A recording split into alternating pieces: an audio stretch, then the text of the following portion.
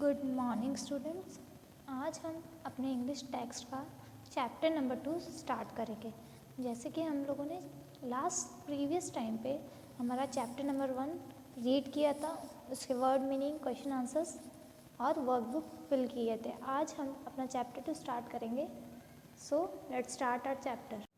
So students, our second chapter is the tailor bird and the naughty cat. Tailor bird यानी जो bird अपना घोंसला, Taylor यानी सिलकर जो बर्ड अपना घोंसला बनाते हैं उसको बोलते हैं tailor bird.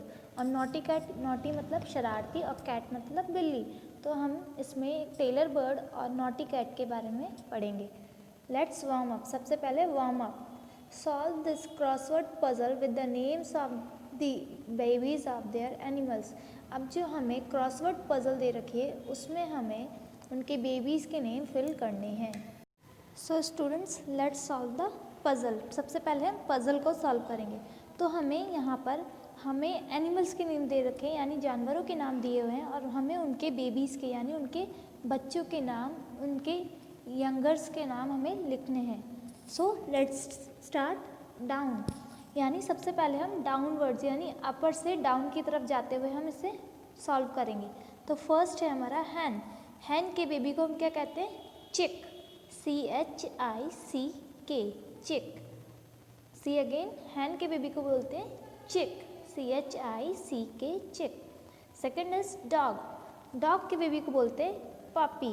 PUPPY, puppy. See again, dog के बेबी को बोलते हैं PUPPY, पपी। Number 4, cat.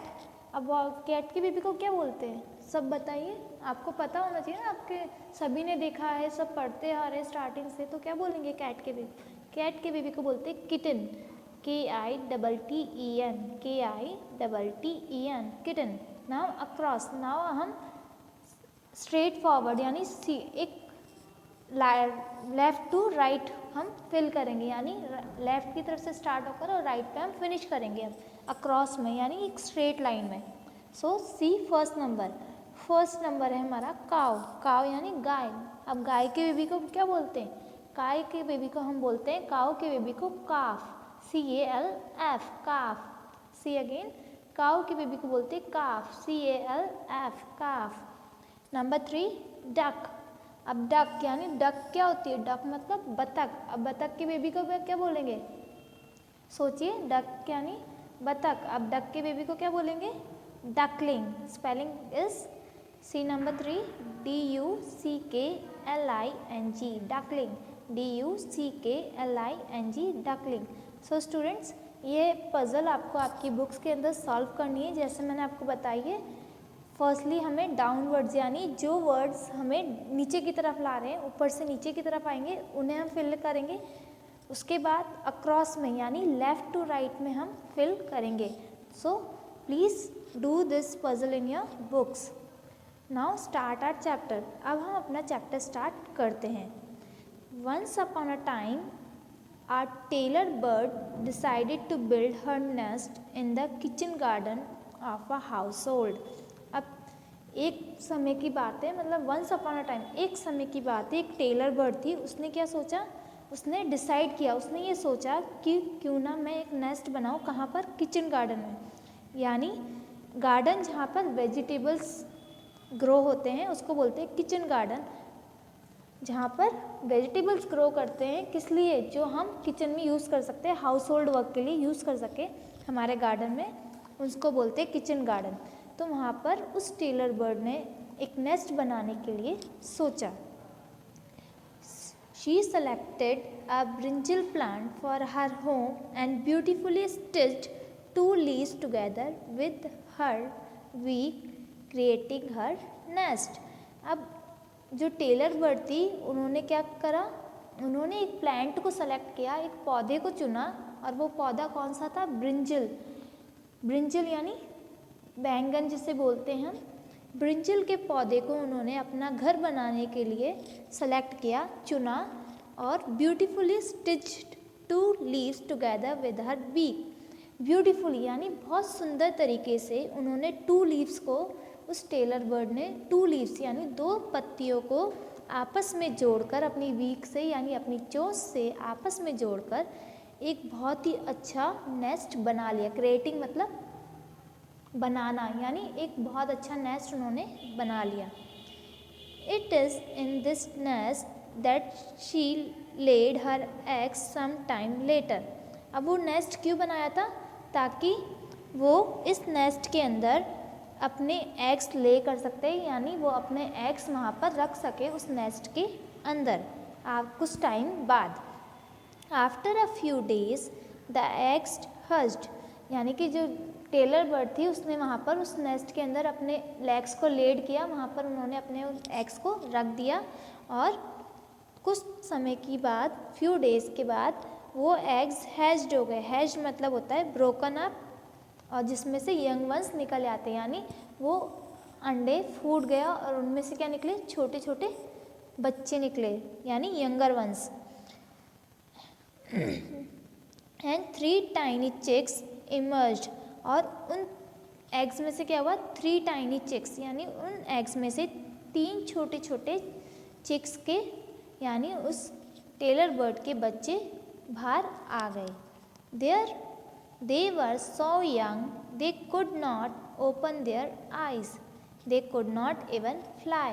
अब वो इतने यंग थे, यानी वो छोटे छोटे थे, तो कैसे क्यूट से लगते हैं, बहुत अच्छे वो लगते हैं हमें। कभी ने देखे होंगे ना, छोटे छोटे स्मॉल से बर्ड्स होते हैं तो वो कितने यंग होते हैं और कितने अच्छे लगते हैं, ब्यूटीफुल लगते हैं। उनकी आइज़ ओपन नहीं होती हैं, उनकी आइज़ ओपन नहीं थी, और यहाँ तक कि उन्हें उड़ना भी नहीं आता था, क्योंकि जो छोटे बच्चे होते हैं बर्ड्स के, वो बहुत छोटे होते हैं, उनकी आइज़ ओपन नहीं होती है, तो उन्हें दिखाई नहीं देता है तो वो उड़ भी नहीं सकेंगे, क्योंकि उनके पंख भी छोटे छोटे होते हैं। They could only call out in a shrill voice. अब वो क्या कर सकते थे? वो सिर्फ किसी को बुला सकते थे। किससे? श्रिल वॉइस, यानी एक तेज़ ज़ोरदार आवाज़ से अपनी मदर को बुला सकते थे अपने पास। Now it is so happened that a cat also lived in the same household. अब क्या हुआ? जहाँ पर उस टेलर बर्ड ने अपने एग्स को लेड किया था, जहाँ पर उन्होंने नेस्ट बनाया था, उसी घर में एक कैट भी रहती थी। She was very mischievous and wanted to take the baby birds away. अब जो कैट थी वो बहुत मिस्चीवियस मतलब होता है शरारती, and wanted to take the baby birds away, वो बहुत शरारती थी और वो उन बेबी बर्ड्स को वहाँ से ले जाना चाहती थी। Every day she would come to the tailor bird's nest and try to talk to her. अब जो कैट थी वो रोज़ाना, एवरीडे मतलब हमेशा, रोज़ वहाँ आकर उस टेलर बर्ड के नेस्ट के पास आती थी और उनसे बात करने की कोशिश करती थी, मतलब वो टेलर बर्ड से बात करना चाहती थी।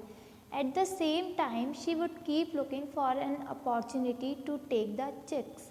अब उसी टाइम पे जब वो बात कर रही होती थी टेलर बर्ड से, तो वो ये भी ध्यान रखती थी, वो ये देखती रहती थी कि उसे कोई अपॉर्चुनिटी, उसे एक मौका मिल जाए उन चिक्स को ले जाने का वहाँ से।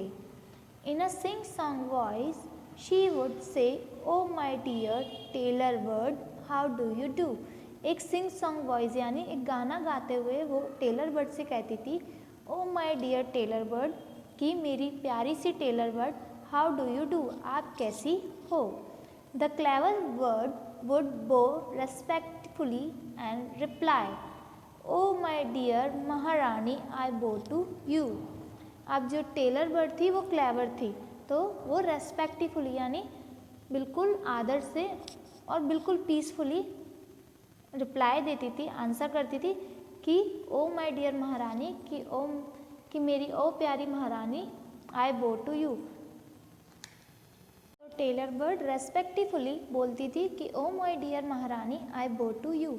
अब जो टेलर बर्ड ने क्या बोला?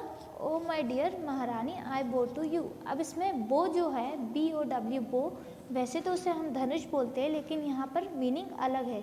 यहाँ पर उन्हें महारानी बोल रही हैं कि मैं आपको प्रणाम करती हूँ।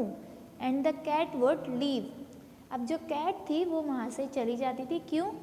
Proud and happy to be called a queen the chicks forgotten. अब वो जब अपने आप को महारानी एज अ क्वीन यानी एक रानी की तरह ट्रीट होते हुए देखती थी अपने आप पर, उससे बहुत खुश होती थी और प्राउड आता था, उससे गर्व होता था और वो चिक्स को, उन बच्चों को भूलकर वहाँ से चली जाती थी। सो स्टूडेंट्स, आज हमने चैप्टर नंबर 2 हाफ रीड करा है। In next class we will read the rest of the chapter. So I would say that please read the chapter carefully. Thank you.